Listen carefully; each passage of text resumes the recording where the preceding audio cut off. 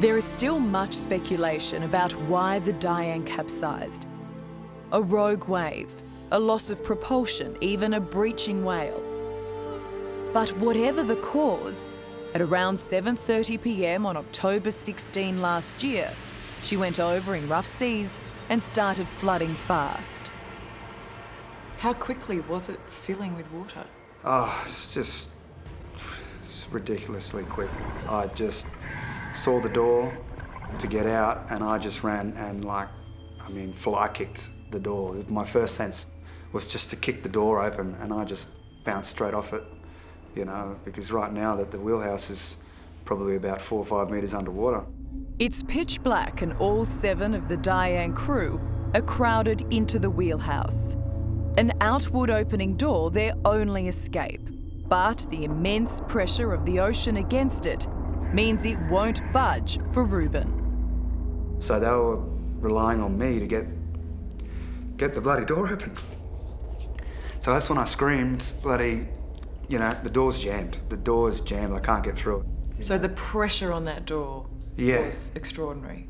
There was no way I was opening it. I thought I was going to die. I was like, this is it. It's coming in. We're not getting out. So I was starting to think, is it going to hurt? Dying? Yeah. I remember taking my last breath and just took a big, lung, and just full of breath. I don't even, and I just was just on the handle, just still pushing, I'm underwater and, trying to push the door open underwater, you're just pushing yourself back.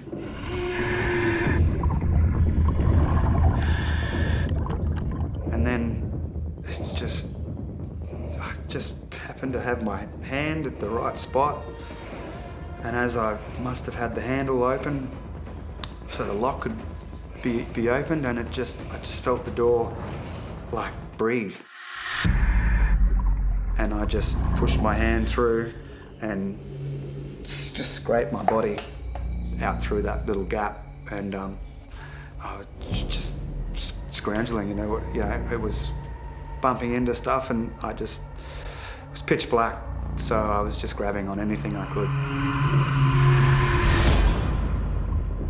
And I just like a rat, and then I surfaced up out of the water, and I just gave the biggest roar of adrenaline. I just fucking roared. And it was so happy to get out, 2 seconds before I was starting to think I was going to die, And then, so it just changed for me. And,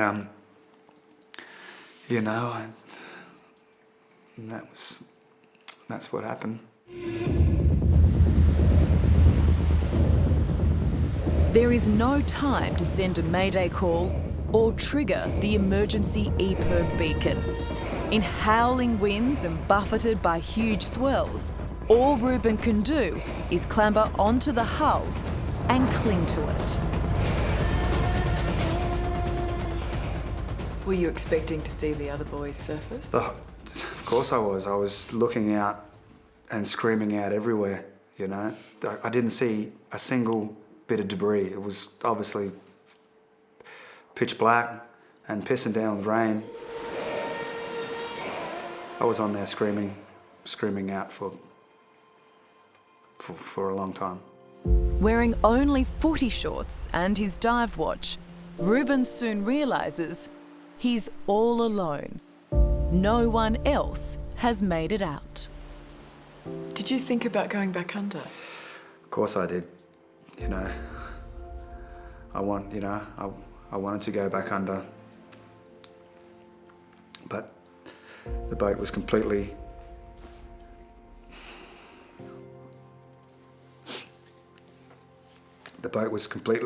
submerged. To go back under is to, you know, I couldn't go back under. You try to open your eyes under water at night in the ocean, it's not like open your eyes underneath the pool. You don't see shit.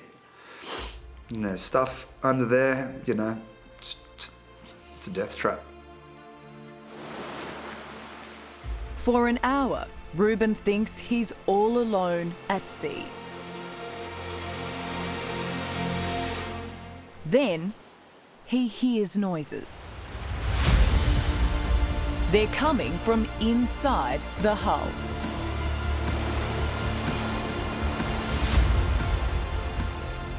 I could hear some banging, I just banged, and then instantly I heard banging back, like tapping. It's like someone was tapping, and I knew it was tapping because I banged and they banged straight back, and then I just screamed into the hull like, "Oi!" You know, and then I heard a voice scream straight back, and instantly I just said, "Can you get to the E-perb?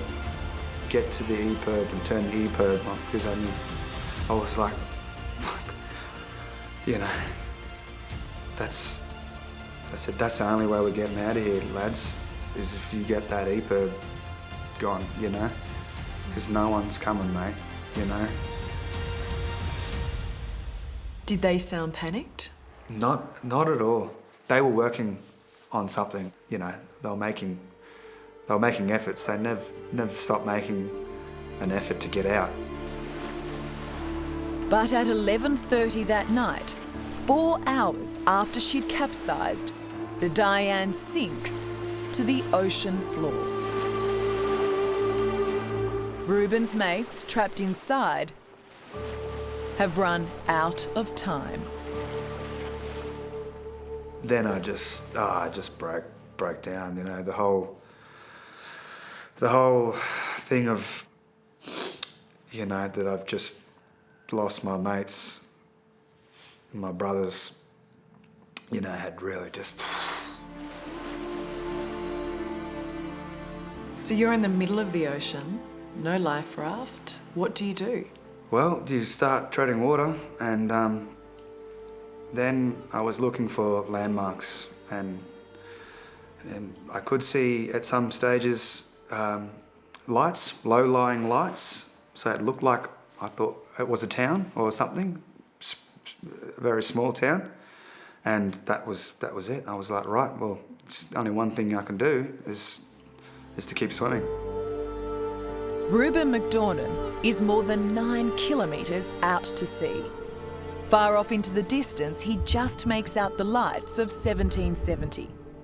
And so he starts his epic swim, alternatively breaststroking and then resting on his back, always making sure not to swallow any salt water. You had cuts all over your body from clinging to the hull, a huge gash on your knee, so you were bleeding quite a lot, and you were in waters known for tiger sharks. Yeah, honestly, that never even crossed my mind. Not even for a second. I was too focused on what was in front of me, you know, and that was getting in, you know. Were you talking to yourself? Oh yeah, I was talking to myself, motivating myself, talking to Sammy a lot, you know. I was just saying, don't worry, I'm gonna make it, and I'm not gonna disappoint you. You know, that was, to me, the feeling was really weird. It was like I was letting her down by not giving it my all. You know, it's like everything was flashing, you know, in front of me of what it was going to be like for her without me, and you know, and I was just like, no way am I letting that happen, you know. That's not why I still got a chance.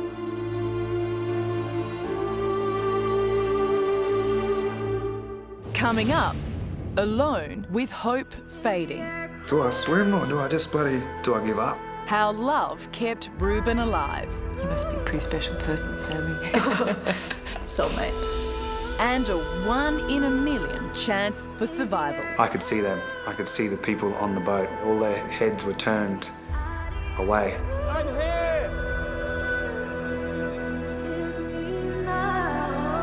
That's next on 60 Minutes.